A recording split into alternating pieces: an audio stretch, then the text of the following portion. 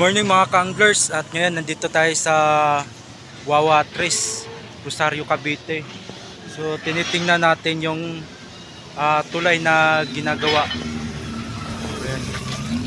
Yan na yung tulay. Ano na po yan? Tulay ng Tansa to Rosario. Meron na pong pwede na siya, pwede ka na sumurkat dito sa sa Rosario. So malapit-lapit na rin yan, siguro hindi aabot ng mga 2 taon yan. Yan na po yung tulay na Tansa to Rosario.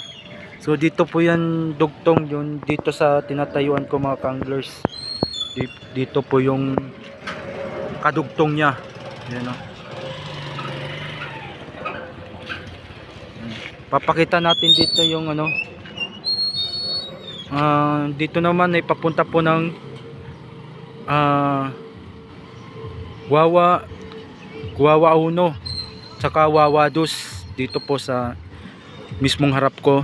At dito naman sa kabila, dito po yung daan ng papuntang SM Rosario. Ito ang papuntang Tehero.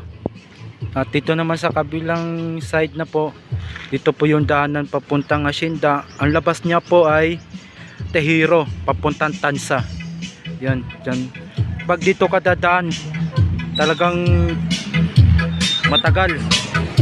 Buti na lang po mga kanglers ay meron na pong shortcut. Ayun. Kaso hindi pa po tapos yung tulay.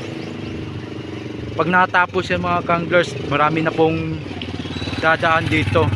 Lalo na yung galing trabaho ng EPSA. Tsaka madali na lang sila hindi na sila tatawid ng ilog. Yung iba kasi tumatawid pa nandoon, nagbabayad sila sa yung sa bangka. Ngayon pag natapos yan, daming dito.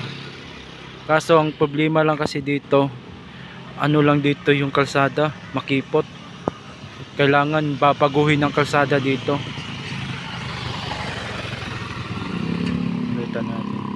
Dito lang po tayo mga kanglers, at maraming salamat.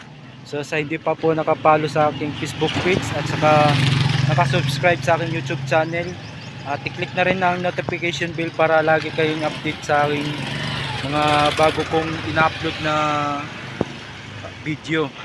So yan, i-update ko kayo kung kumustahin natin dito, kung ano bang improvement o natapos. Yun lang po mga kanglers, maraming salamat.